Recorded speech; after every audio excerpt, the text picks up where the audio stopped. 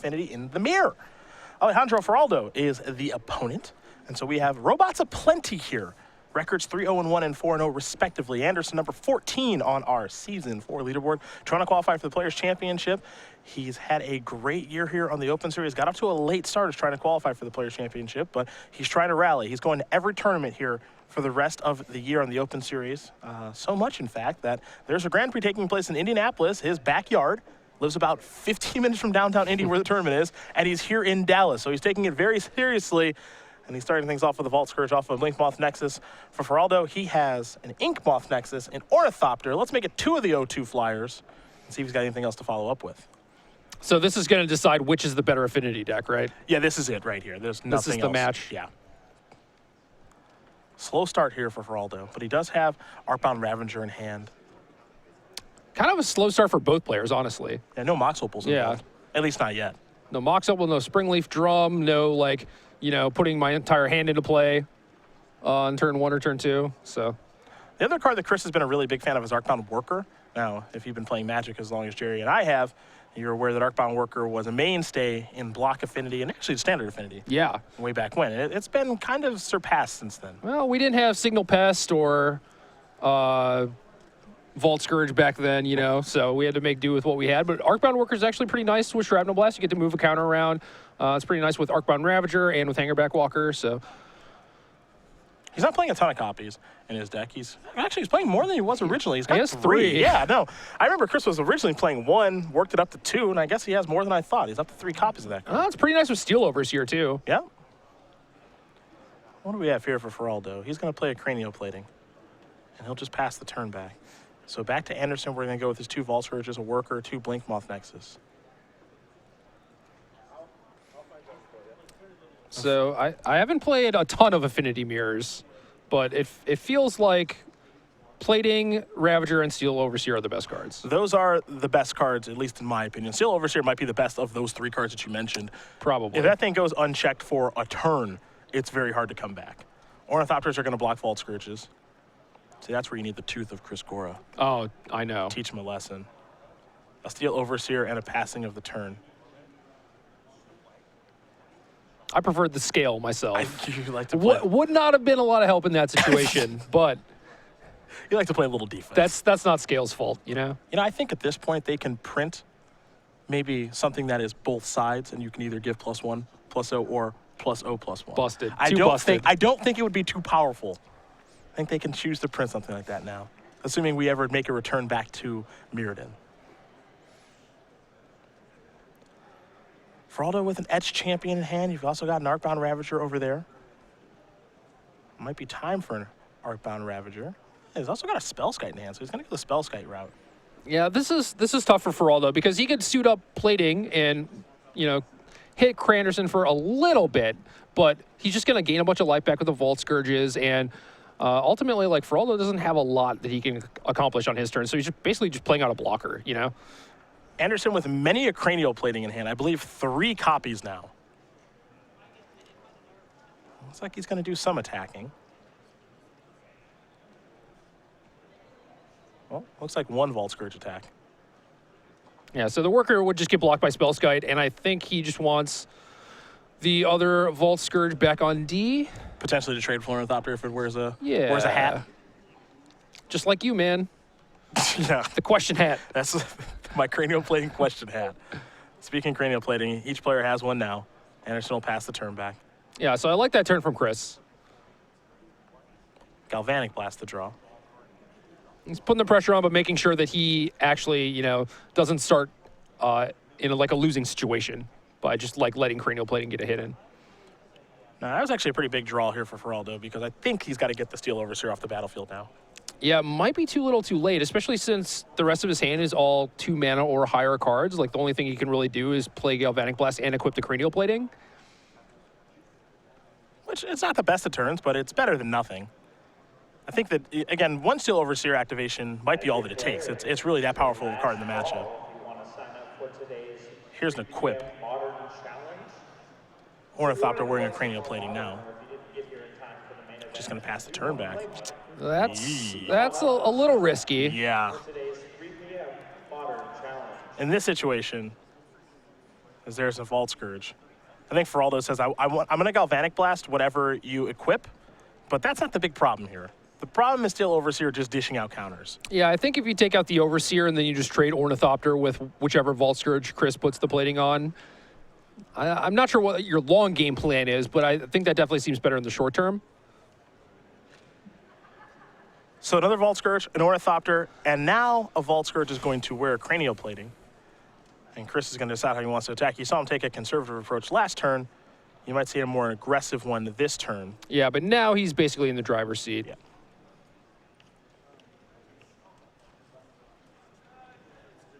We'll see how Faraldo wants to block with this Ornithopter. Keep in mind, his Ornithopter isn't even that big. It's a 3-2. Could make him do a 4-2 if he activates Think-Moth Nexus, but nothing too crazy going on there. You got Spellskite going to jump in front of Arcbound Worker. Steel Overseer is going to turn sideways. Here's Galvanic Blast. That's going to target this Vault Scourge. It's going to take care of it. Metalcraft is accomplished, but... So he gets to get rid of both flyers, but, you know, Chris did play another Vault Scourge and an Ornithopter, so it's definitely not out of the woods yet. Yep. He's got to make sure he does add a counter to all of his stuff now as well. And he has done just that. And Chris still in a pretty commanding position as far as board position is concerned. Memnite the draw. Ugh.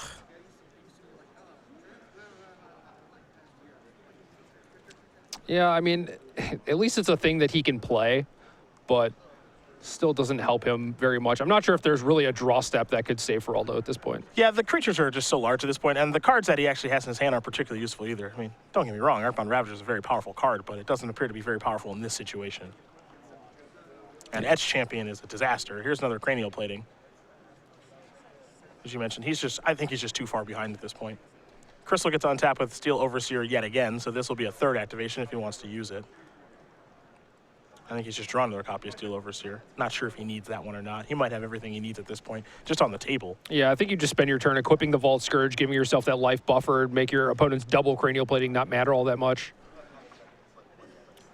Looks like that's where he's heading. He's figuring out where he wants to put that Cranial Plating. He might put on Ornithopter, but I think I prefer Vault Scourge to wear the hat. Yeah, I mean, lifelink is a pretty big deal. I can't see turning that down, really. Looks like Ornithopter's going to stay back on defense. So does not want to get Infect killed out of nowhere. In this situation, Chris is playing pretty conservative, in my opinion. But I think because he's so far ahead, he can afford to play this conservative. Right, and there's not much that Faraldo can do, too, and I think Chris knows that. Steel Overseer is going to go active. Here are your blocks. Everyone's going to get a little bit bigger thanks to the Overseer. Memnite's going to bite the dust. We might see Cranial Plating move after combat. Chris does have a copy of Arcbound Worker in hand. So that's going to come down post-combat. Of course, it'll have a counter. Pass the turn back over to Faraldo. Faraldo will draw a Vault Scourge of his own. Well, it's another draw step that's like, all right, it's not that bad. You get to put plating on it and maybe not die this next turn, but what's your plan? How are you going to deal with all these things? Yeah. We'll see some more turns played out here, that's for sure, but I think that Andersen is just so far ahead, and it just takes a couple turns for him to close the game out, and actually it won't take any more turns, because Faraldo knows that there's no sequence of draw steps that he can find to get back in this game, so Chris Andersen is going to win game number 1 here over Alejandro Faraldo. Affinity Mirror goes to the player on the right thus far, as we do get ready to take a look at the sideboards here for each player, and you'll find that Alejandro Faraldo does have 2 Torpor Orbs, a Grafdigger's Cage, a Relic of Progenitus, 2 Nature's Claims, 2 Thought Seizes, 2 Negate, 2 Whip Flare, 2 Blood Moon, and an Ancient Grudge. What do we like here? I like Ancient Grudge and the Nature's Claims. You know, things like Blood Moon, like you shut off your opponent's creature lands, but like you shut off your own as well. Also, you know, there's like Mox Opals and stuff. Maybe you want to like Thoughtseize a key card, but there's really not a lot going on here except for the various disenchants. Other side here for Andersen, he's got 2 Spell Snares, 2 Spell Pierces, so there's that blue splash in his board. 2 Gearpow Aether Grids, an Ancient Grudge of his own, 2 Whip Flares, a Nature's Claim, 2 Spellskites, and 3 copies of Etch Champion. Yeah, so kind of the same deal. I like the claims in the Ancient Grudges. I really like the Aether Grids in this matchup as well. There's a lot of creatures with very small toughness, as long as you don't let Steel Overseer run rampant for a few turns. And then I could also see Chris potentially bringing something like Spell Snare or Spell Pierce, depending on how he was feeling. Like, Spell Snare is a card that is just really good against Affinity because their big cards all cost 2 mana for the most part. You know, like, Chris is not worried about the 3 mana cards. He doesn't care about S Champion, but he could try and snipe like a Cranial Plating with it. I'm not sure if that's really worth it because he probably doesn't have that many blue mana sources in his deck. So I would probably just stick with the Grids, the Claim, and the Ancient Grudge. Yeah, the Grid's actually a really good card in the matchup. As you mentioned, there's so many one-toughness creatures. You get to kill the Nexuses, Vault Scourge, Mem Knights if that's still in the deck after sideboard, Steel Overseer. It's pretty potent, and there are games that happen where you get in kind of a logjam where you can't really go anywhere. Yeah, it's entirely possible that the board just gets bogged down. Well, those are the options there for both players. Faraldo will be on the play here for game number 2. In the meantime, we're going to talk about the Season 4 schedule here on the Open Series. Atlanta, St. Louis, those are in the books. Soon enough, this Modern Open will be in the books. Someone's going to walk out here with $5,000, 25 Open Series points, and invite to our Season 4 Invitational in Las Vegas. We'll do an Open Series in Philadelphia next weekend. Patrick Sullivan and Matthias Hunt will bring you the coverage for that. Then we'll have our Grand Prix in Atlanta, StarCityGames.com/GP Atlanta for all the information about that fantastic event. KC, around Thanksgiving weekend. We'll also do New Jersey. And then we'll have our Open Series in Denver. First time back there in a long time before we do that Season 4 Invitational in Vegas. Standard and Modern with a standard top 8 and then a standard Open Series event. And then our Players' Championship, December 19th and 20th at the Star City Game Center in Roanoke, Virginia. Myself, Patrick Sullivan, Matthias Hunt will be crowning someone that's going to be walking out of there with a whole bunch of money and be the Open Series champion. Got to try to knock Brad Nelson off his hill, which is not easy. What are the odds that Brad just wins again? Well, Shahar did it. That's true. So why can't Brad? I don't know. Right? Brad was mega prepared for that tournament last year. I know. So I wouldn't be surprised if he's mega prepared again. He's a tough nut to crack, that Brad Nelson. Dude, like, he was so into it. He was just like talking to me after every round. He's just like, this is who I played against. This is their deck. Like, this is how I sideboarded. What do you think? Okay, this is my plan for next round against this person playing this deck. How should I sideboard? Like, he was deep. It was a pretty intense tournament. I mean, it's a small field. It's only 16 players. You get access to the deck list and all that stuff, you know, after the first couple of rounds are underway, and then you kind of had an idea who you're going to play against because of the bracketing and everything. And it was so weird because, you know, you're familiar with the Star City Game Center because you used to live in Roanoke, and we've just got players there that kind of in corners, just like looking at stuff, and it's really quiet because the feature match area is all in the same area as the main Star City Center, so you don't want to be too loud. But there's also players that are watching like the games on television and stuff, and so, you know, when I had my matches off, I would kind of go out there and just kind of get a vibe for what's going on, and everyone's just so quiet. It's serious, like, right? Yeah, it's super serious, but they're all really happy to be there and they're having fun. There's a lot of money on the line, but it's just like, when you're at any Magic tournament, there's kind of like a calm when players are playing and everyone's shuffling right at the beginning of the round. But, you know, take that and just like minimize it by like 1,000. Yeah. It's just like you can hear like every card flick and every spell that, you know, Jim Davis is announcing. And I'm just like, I'm going back in the back. I can't do this. So strange. But it's an awesome tournament, a lot of fun. I know that Brad and a bunch of other players are looking forward to going back to it. And Chris Andersen's looking to qualify for it for the first time. That's why he's here in Dallas this weekend, as opposed to Indianapolis for the hometown Grand Prix. Game number 2 going to be underway here. Faraldo with an Inkmoth Nexus to start. Keep in mind, he did take a mulligan here. And it looks like he has some sideboard cards in his hand. Nature's Claim and Negate. It looks like his hand's very reactive. Yeah. Yeah, no real pressure at all. Ornithopter, Mox Opal, Springleaf Drum. See, this is a normal Affinity start. This looks like Affinity, yeah. There's a Vault Scourge and a passing of the turn. Yeah, basically culminates in turn 1 Vault Scourge. I don't take 2 damage, but hey, your big finish has got to be something. maybe next turn we'll see something actually big. But 5 permanents on turn 1, I mean, that's why people play Affinity. Darksteel Citadel's land number 2 here for Faraldo. Ornithopter just passed that turn back. Andersen will untap those 5 permanents. He'll take a draw step. His payoff card right now is Gearpow Aether Grid. And he does have a Spell Snare in his hand. And there is the grid. As you mentioned, this is a nice one in the mirror. Nice in a couple of other matchups as well. Gives Affinity a unique angle of attack. Tap 2 untapped artifacts. You know, a little pricey, but gets the job done. Sort of. I mean, he's going to untap and have like 6 artifacts or something. So he's just going to have this thing that's like 3 reusable damage spread however he wants for the rest of the game. Assuming it lives. Well, right. I mean, Faraldo's probably going to Nature's Claim it, but the upside. If it lives, it's pretty high. Cranial Plating was the draw. to go along with Galvanic Blast, Negate, and that Nature's Claim. Let's see where Faraldo does want to start here. He's got spells to cast and now has the mana to cast it. So here is Nature's Claim. Gonna take down the grid. Andersen gonna look at Spell Snare and Glimmer Void. Spell Snare is, particularly humorous. Yeah. And it's much too powerful to put the shields down on Spell Snare too. Because you get to counter stuff like this. Yep. And Chris can't do it fast enough. Cranial Plating will be taken care of by the powerful 1-mana blue spell. Yeah, things like Negate and Spell Snare you don't typically think of as being good in Affinity or even good in the mirror match. But it just looked like both players were pretty light on sideboarding options for the mirror, so just kind of make do with what you have, Yeah, players are skimping on a lot of copies of Ancient Grudge, for example. Only one in each player's sideboard this weekend. Nothing too crazy going on for the mirror. I mean, there are the Aether Grids. I do think that those are a pretty big deal. Yeah. And maybe the presence of those alone allow you to shave on Ancient Grudges a little bit, assuming you're not worried about the Lantern decks out there. Fair. Ink Moth's going to get fired up. Red zone we go. Chris does have that Blink Moth Nexus that can pump the Ink Moth Nexus. You'll see Ornithopter jump in front of Vault Scourge. One Infect here on Faraldo. Affinity coming at multiple different angles.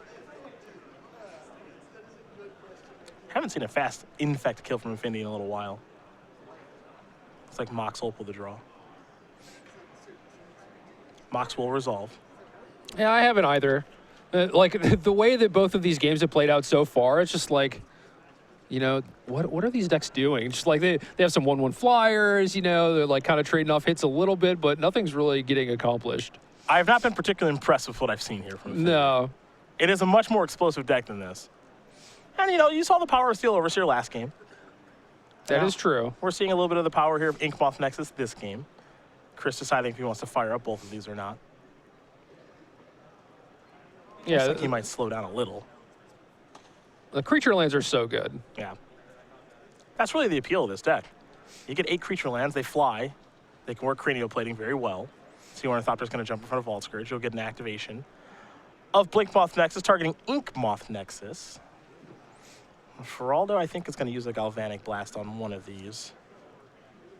And he will. So one Ink Moth down, a Point of Infect will come across.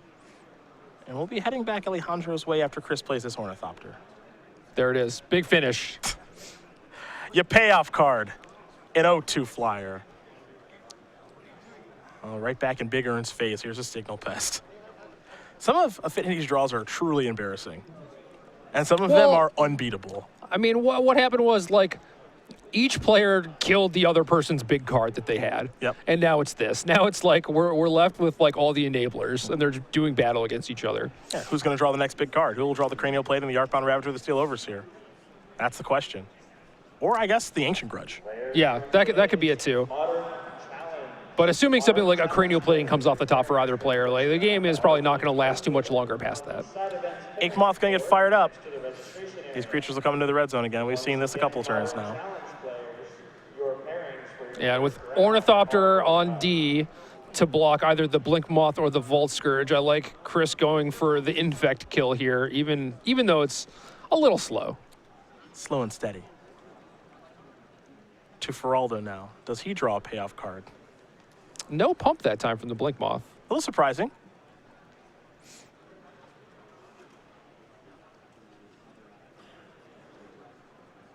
This might be just another conservative approach from him, either trying to block down the Signal Pest, like just deter it from attacking, or maybe he's worried about a Cranial Plating off the top. Here's another Signal Pest.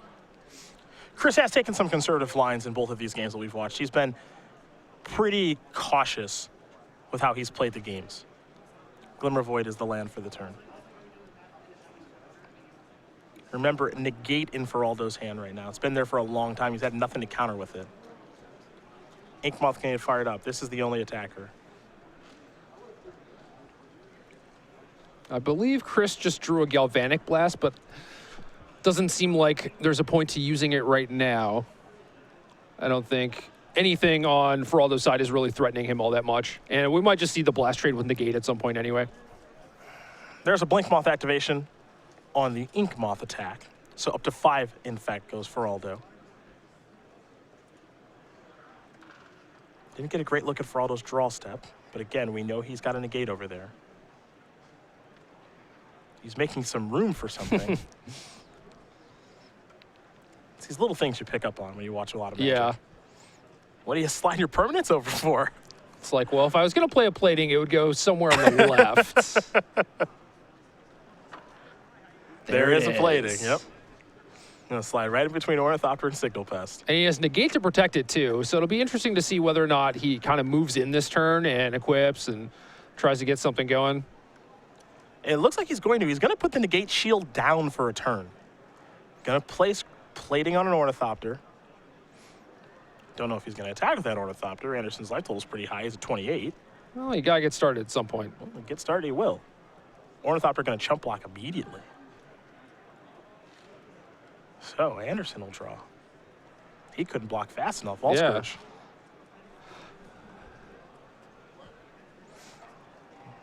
Here's an attack. And an activation. No flying blocks out there. Signal Pest, though it looks like it flies, it actually doesn't. Yeah. It's kind of chilling in the air. And now Chris will play Vault Scourge. It's like 2 to cast it. Phyrexian mana playing a role in things, and now we're going to head back Faraldo's way. Faraldo will draw. Picked up another copy of Ink Moth Nexus. See, now it looks like Faraldo's in a pretty good spot. So the negate shield likely not coming down. Still has cranial plating on an Ornithopter. If Chris wants to take care of the Ornithopter, he's probably going to have to double block with some Vault Scourges. And Faraldo still could just block Chris Andersen's Ink Moth with his own, which would give it a -1/-1 counter. So it looks like he's in a pretty good position. Here come the beatdowns.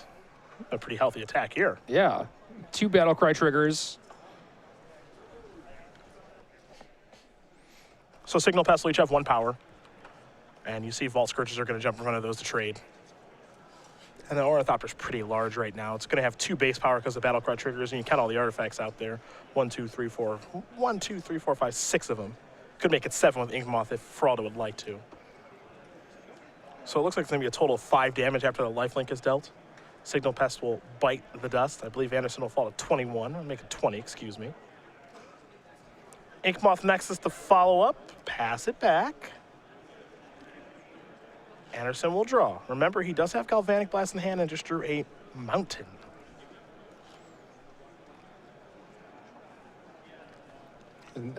Now things get tricky because he's getting attacked and he doesn't have a good road to victory with the Infect kill via the Blink Moth.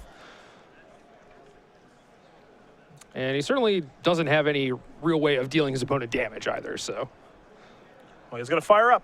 Come on in.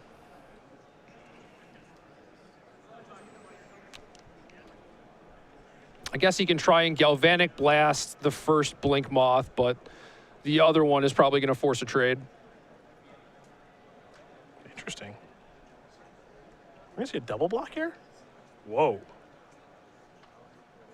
Maybe he just forgot about, like, the pseudo Wither. Sure. That is a strange trade there. That means Chris doesn't have to even use his Galvanic Blast. Well, now he could. He could have taken out the Ornithopter, but now the negate shield is back up. Yep.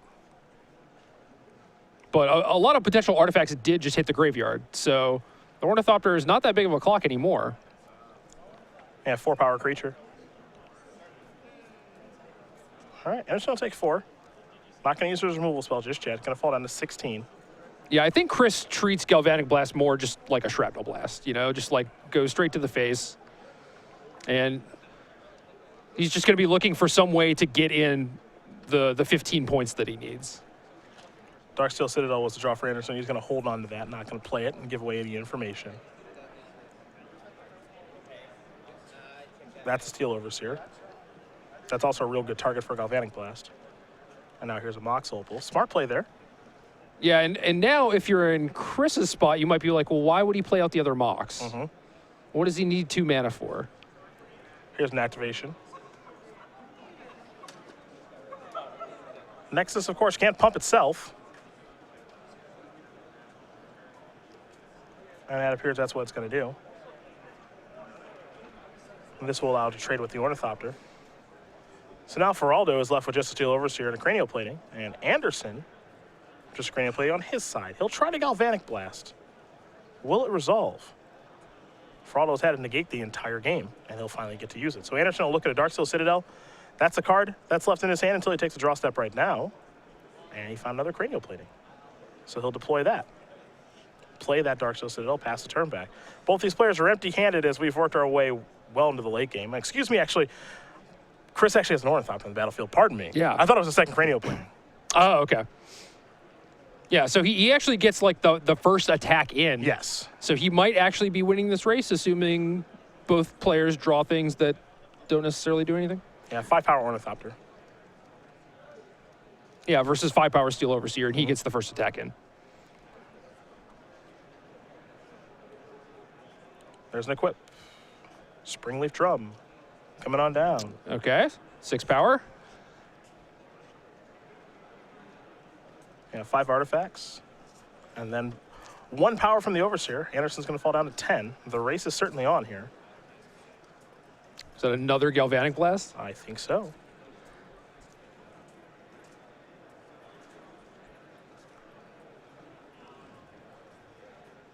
Andersen will pass. Perhaps it's not. So the Well, life total is 9 to 10. You could either just pick off the Overseer right now if it was a Galvanic Blast, or you could just try and use it to kill your opponent on the next turn. You might have some interest in killing that thing, too. Yeah, I mean, now you're in a pretty rough spot where you kind of have to kill the Vault Scourge. Otherwise, you're not going to get in for enough damage. But now maybe you just want to kill the Overseer. This is a difficult decision now if you're Andersen. Because if that card in hand is Galvanic Blast, do you kill the Overseer or do you kill the Vault Scourge? It looks like the answer is I'm going to kill the Overseer. That also means that Overseer gets to activate, though. Put a counter on the Vault Scourge. I believe this is in response to the Vault Scourge. Okay, that makes sense. That makes sense. Yeah, so the best that Faraldo can do now is just move the plating over to the Vault Scourge. They can trade off creatures and then just be at parity again. Except Faraldo gets that life boost. He will move it. Pass the turn back. Now this is where like the Ancient Grudge is just like the nail in the coffin if either player draws it. Andersen's just going to draw and pass the turn back. I believe his draw for the turn was a Glimmer Void. Here comes Vault Scourge. Chris can't block fast enough. Yeah, he didn't want to attack because Faraldo could just take it, hit him back, gain a bunch of life. There's an Ornithopter. This is a battle of who can draw Ancient Grudge, who can top deck better in this situation. There's another Cranial Plating there for Andersen. Pass the turn back. Darksteel Citadel. Here's an attack.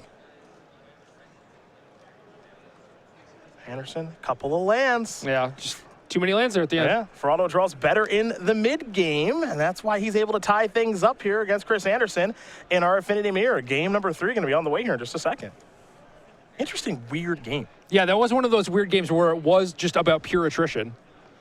Yeah, I don't think we see that very often in the Infinity Mirror, where we see a game kind of drag on like that. And, at any point, if a player draws like an Arcbound Ravager, the game's probably over. Right. Where that's typically your best draw step in that situation. There are other good draws in situations like that. Vault Scourge is a pretty nice one there. Nexuses are pretty nice draws. Platings are pretty nice. But the sideboard cards actually would have been really nice. You mentioned Ancient Grudge. If either player draws that there, it's probably lights out. If Chris is able to draw another copy of Gear Power Aether Grid, it's probably over. Yeah, it was just both players had a Cranial Plating, so all their creatures traded off. Yeah, that was definitely a weird one, but it's all tied up now. So we'll have game number 3 on the way here in just a moment. Strange game. But we've seen some strange ones all week. All weekend. Well, that's modern for you. It's like there's like mostly normalcy, right? And then there are just the strangest games because like the card pool and the decks are kind of weird. Sometimes they have, odd one-ofs in them or whatever. Just like the games just end up playing kind of weird sometimes. Yeah, well, you see the options there for both players. Don't know if anything changes on the player of the draw here. Well, Faraldo had negates it on the play. I think that might be a card that he might want to side out on the draw because you're less likely to actually snipe a Cranial Plating with it. Yeah, I mean, negate is expensive.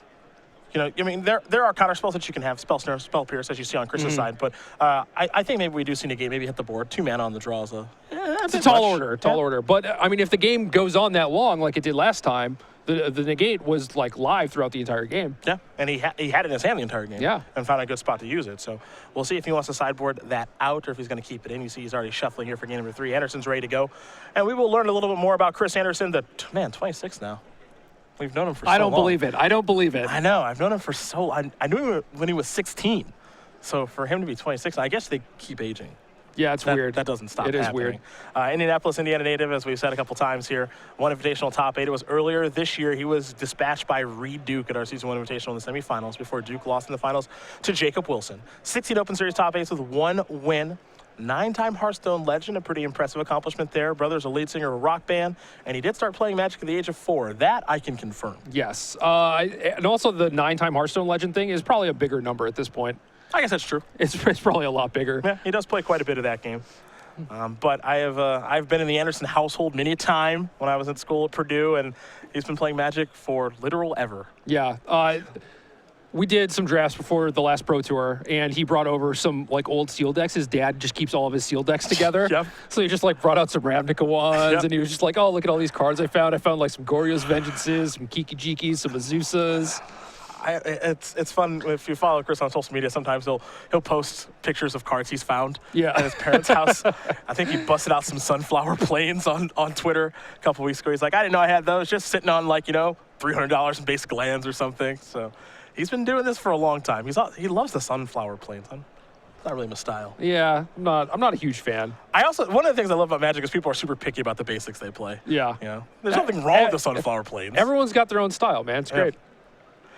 Artbound Worker, Mox Opal, Glimmer Void is where things do start here for Andersen. Now, there's a card that Andersen doesn't have that Faraldo does. It's a Welding Jar. I love the jar. I think a one-of jar is a great spot to be in Affinity. I don't know if you want more than one, but I really like one. If you ever have a draw that has multiples, that might be a bad place, but one is generally pretty good.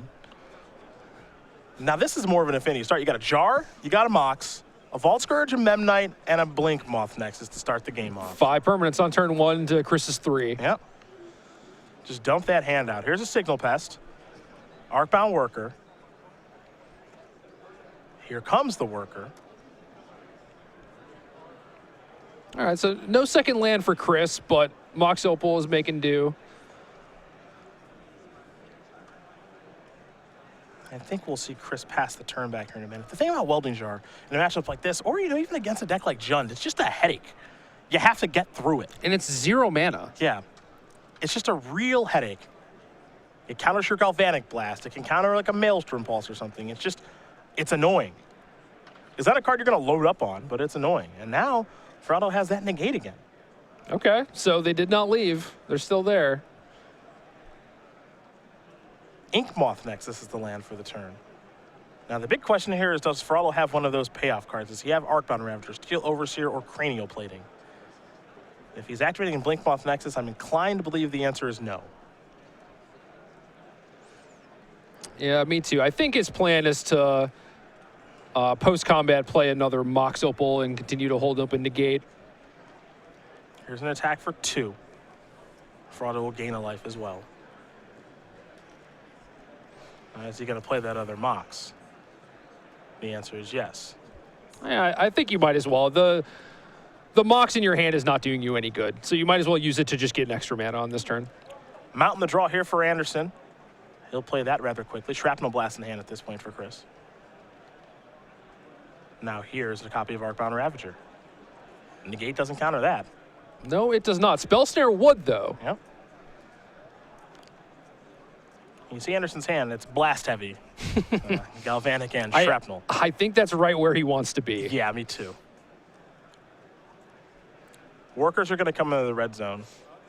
Now, it's along with Signal Pest, so it's going to be a pretty healthy attack. Now, it's hard to say what's the best card affinity and in the mirror and stuff like that, but if you've been playing Magic for a very long time, you just know how powerful Arcbound Ravager is.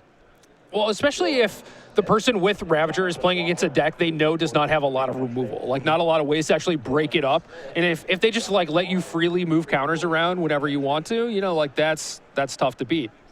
Now, it is worth noting, on that turn, Signal Pest came into the red zone, and Ink Moth Nexus could have been activated to block, but Faraldo did not take that course of action. Yeah, I don't know if he wanted to keep Negate open. There's not a lot that Chris could do for only 1 mana, but even if he was worried about, say, the Signal Pest getting some counters because of the Ravager, I think you're fine with that. You could still regenerate with Welding Jar if you wanted to, or if he's worried about getting Galvanic Blast, you could also regenerate, so. Well, he's got a Seal Overseer now. And this is where the Welding Jar starts to play a role in things. Yeah, I think the Jar is good. I think he might be a little bit too far behind, though. I think the Ravager might actually be able to take this one. Especially with 2 Arcbound Workers. I mean, like, that's a lot of counters on the Ravager. Yeah, it is. And Faraldo no longer has any flyers back. He used both of his Nexuses to cast the Overseer. So if Chris thinks that he has a window here, he might want to take it. You could move it on the Signal Pest. Yeah. But maybe that's exactly what Faraldo wants him to do. Yeah, I mean, maybe that's why he tapped both of his Nexuses. He's like, I can keep open Negate to counter a burn spell. This is actually, it's really interesting tapping. By tapping the 2 Nexuses and leaving up Mountain and Mox Opal. Because you think he'd want to leave up one of the Nexuses. Or leave Vault Scourge back or something, you know? So now if you're Chris Andersen, you're trying to figure out, okay, what level is my opponent on? Yeah, so what is going on here? Is he trying to level me, or was that an honest mistap? Chris did see the the Negate last game. Yep. And if you were following kind of how Faraldo was playing the game, and it's easy for us to do here in the booth, he was actively leaving Negate up. Yeah. Like, a lot. There's another mountain there for Andersen.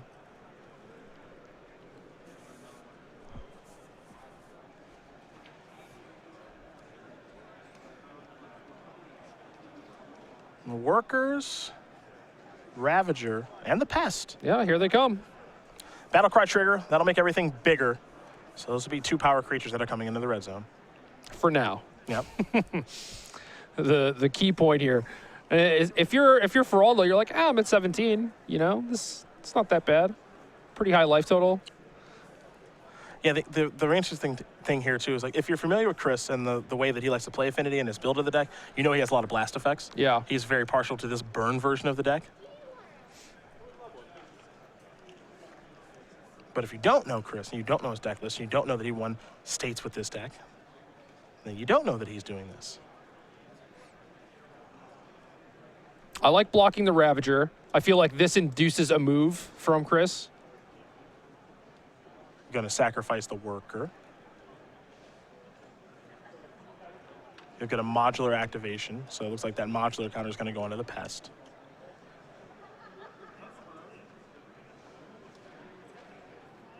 Maybe.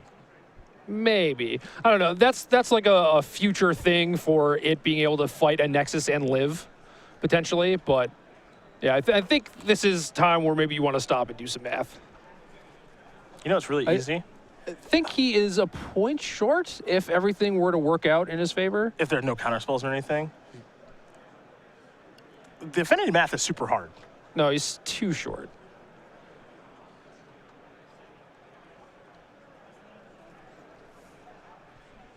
All right, so he's going to sack Worker. But you likely want to get in a big bunch of damage this turn if you can. Assuming that you're going to use your blast effects to try and kill your opponent. Sure. Because just like hitting your opponent for 3, which is what it looks like now. It looks like that's all it's going to be. Yeah. I mean, you get to kill a Mem Knight, which is good. Or not. Or do you? Or you get to kill a Welding Jar. That's less good, but fine. I'm a little surprised by that use of Welding Jar there. Why is that? I mean, saving a Mem Knight versus protecting your Overseer. Well, the Mem Knight makes the Overseer that much better. That's true. Now Chris has to use his resources, Shrapnel Blast and Galvanic Blast, to get Overseer off the battlefield. Okay, so did not find a clean kill. Yep. So now it's just like, I'll just leave it at like Ravager versus your stuff. Both players empty-handed. As we head back Faraldo's way, he'll draw a card. Now this is very reminiscent of the situation we had in Is your Game card 2. Is your card an Ancient Grudge? Yep. Is your card a plating that I can put on my Vault Scourge? There are some really good ones here. I think it's a land. Yeah, it's a Blinkmoth Nexus, which might not be too bad. Yeah, at least it's probably the best land because then he could potentially pump 2 different things.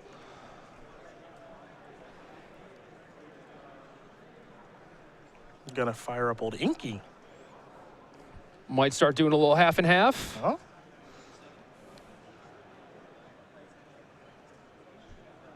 I mean, Blinkmoth Nexus, especially, or Inkmoth with the Blinkmoths, is probably a faster kill than normal damage at this point. The thing is, in a situation like this, you got to be pretty, I guess the term I use is concrete on which way you want to go. Yeah. Right? Like, yeah. am I doing regular damage or am I doing infect damage? Like, which way am I going here? Yeah, so you see Faraldo like kind of thinking about whether or not to activate the Blinkmoth, and it's like, I don't know. You know, at that point, I think I would rather just like have the one Blinkmoth pump my other Blinkmoth and like not do half and half. Yeah. So I like pumping the Inkmoth, just like kind of committing to that. You're like, all right, you know, this is my path to victory. I think this is my best way to do things. Now Andersen's got some big draws as well. The 8th grid, insane draw right now. Yes, I mean you only even with one activation per turn. Yeah. Ravager and Signal Pest are going to come in. Don't forget about that Battle Cry trigger. So Ravager's a 4/4 right now. 4/3. 4/3. Thank you. Are still taking sign up for today's Legacy Challenge. It starts at 4 p.m. If you'd like to play 4 rounds, Signal Pest, just 1 power coming on in. Looks like all the damage is going to come through. please come see us at the stage. Yeah, so Vault Surge is going to need some help to win this race. Can't do it alone.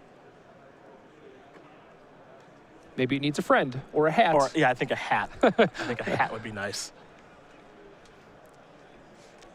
Or an Ancient Grudge. I'm not sure how that plays into the Vault Scourge equation, but Yeah, I don't know what kind of clothing that is.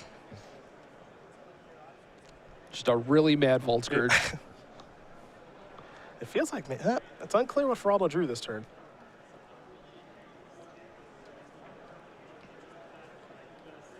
Now it looks like he's going a different way. All right, the plan has changed. So, could be trying to block with the Blinkmoth and take down the Signal Pest, and then maybe chump the Ravager with the Memnite. Okay, Seems kind of plausible. okay. He's getting to that point where his life is pretty low. A Shrapnel Blast might kill him. Aha. Okay. Aha. All right. Still Overseer. Well, I drew a Spell Snare. Well, never mind then. Let's go back Chris Andersen's way. Time for attacks again, much like last turn. Faraldo did gain a life last turn from the Vault Scourge, so he went from 10 to 11.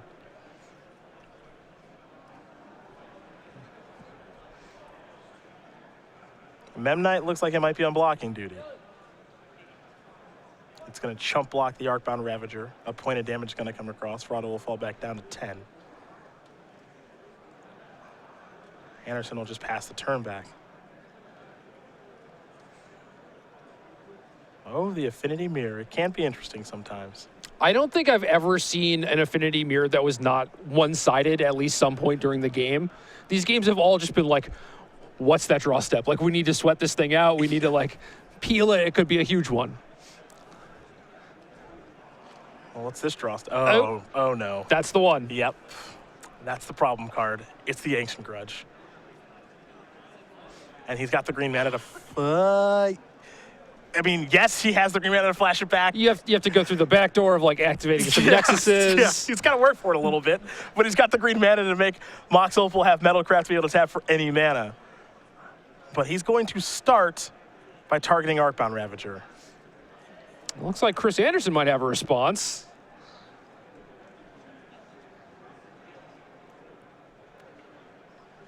Guess, like, spell snaring half of this would be the best that he could do. All right, this is going to die. He's going to target Signal Pest. Okay. So Signal Pest will get the counters. Players who have signed up And he doesn't have Metalcraft right now. number 3. No, I mean, it's easy enough to achieve, right? Ready to begin. Please make your way to the side events registration area. Once again, Commander number And now he's going to 3, flash back. your And now event is Signal ready to Pest down. Now, one thing to keep in mind is this also turns off Chris's Mox Opal. Yeah. Not sure how relevant that's going to be. Drums the draw. Galvanic Blast and Grip for Chris. All right, Faraldo, how do we do this draw step? Last one was a doozy. So, yeah. So with 4 1/1 flyers, The 5 additional turns to finish your round. certainly looks like Faraldo's You ahead. have a time extension. Blink Moth, turn it on. Judging your table, please call for one now. There comes the other Blink Moth. Yeah, we're going back to damage now. And what's this? Signal Pest. It's not bad with a bunch of 1/1 flyers. Yep. Here come beatdowns. Chris not going to use Galvanic Blast. Might be trying to facilitate a burnout plan. Well, it's going to be too tough for him to deal with the things that are in play. There's a cranial plating. Pass the turn back. Little too late. Yep. There are good draws here for Chris. You know, if he's I mean, able to the peel grid. off the Vault Scourge, Sure. where's the plating? I do think this is the turn he has to cash in the blast. Now, I'm not sure what you're supposed to cash it in on. Probably the Signal Pest. I think it has to be the Signal Pest. Signal Pest represents more power than anything else.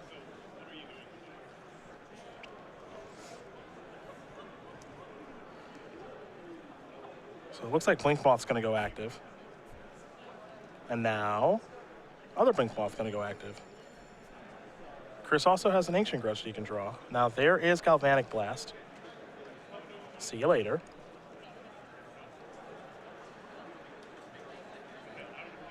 Damage will come across. Andersen falls down to 7. Quick untap. Big draw step. Big draw step. Oh, okay. That's not bad. Quickly moving and plating onto it. Past the turn back. Chris is still getting his butt kicked in the air, though. Ooh, that was a Yep. cranial plating. I don't know if that's lethal. It's a lot. I don't know if it's lethal, though. I think it is 6. Here's plating. Equip. 4, 5. Yeah, and then animating to Nexus. Should be 6. Looks like there's a drum that Faraldo could have played last turn, but chose not to. Mm-hmm. And that would have been the lethal point. So Andersen's going to fall down to 1. Yeah, but Faraldo goes up to 19. Yep. Perhaps grids up. Take a draw. I didn't get a great look at it. I mean, that might not even be enough, though. Ravager coming in, maybe. Well, I can't block any I of the think, flyers. I think it was a Vault Scourge. Ooh. Okay.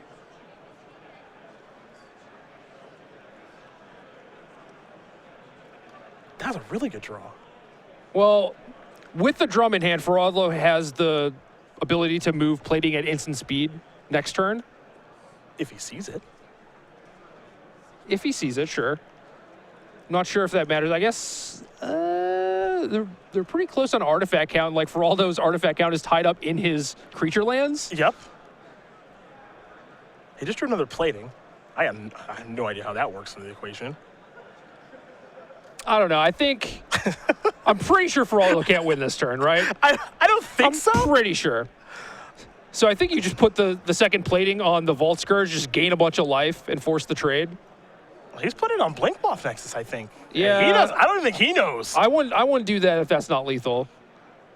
Well, one of those lands is tapped because he activated Blink Moth Nexus. So that Ink Moth I'm pretty sure should be tapped. Yes. Yes. Yeah. There we go. All right.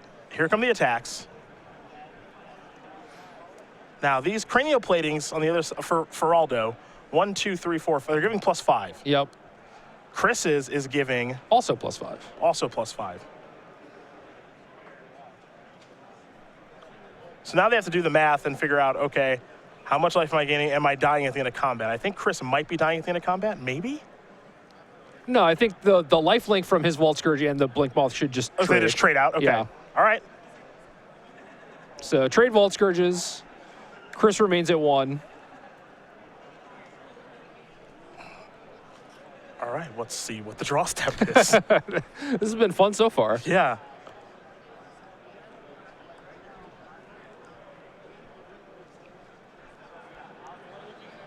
Ink Moth Nexus. Well, this turn I think is pretty simple. You just animate some Blink Moth Nexuses and attack. Just get in there? Yeah. What I am curious of is Chris supposed to hold that card? Well, what can actually deal with 2/1/1s? Grudge? You figured it out. Yeah. What if Chris drew like a hanger back walker there, so he could actually make like the two? Complete insanity. If he drew a hanger back walker, complete insanity. I wonder if he brought them out. It seems like the combination of Ravager with hanger back making a bunch of 1/1 flyers is like exactly what you want to be doing. You just want to be flying in the matchup, right? Yeah. I would be shocked if he boarded them out. I think part of the reason he has in the deck is because they're so good in the mirror. He's going to fire both Blink Moth Nexuses now, put a plating on something, coming to the red zone. And is this good enough? Pretty sure you're dead. Can you come up with anything, Chris? Faraldo's hoping he's dead, and he is. Alejandro Faraldo is going to win this match over Chris Andersen, 2-1. The Affinity Mirror goes to the player on the left. A bit of an upset victory there, but a win is a win. And for Faraldo, he moves on to 4-0-1. Chris Andersen falls down to 4-1. Yeah, that was just a weird match, I think. To be fair, I have not actively gone out and seeked, Affinity Mirrors to watch the games and how they play out or whatnot, but it seemed like a strange one. I feel like most of the games, someone just like sticks a Ravager or a plating and just kind of runs away with the game, but that just seemed like all the cards traded off. Yeah, normally I feel like we see one-sided affairs that involve, as you mentioned, plating, Overseer, Ravager, like maybe Master of Ethereum providing a crusade effect, stuff like that. Oh, and maybe someone has like multiple grudges in their sideboard, they draw a grudge and they just kind of blow the game away.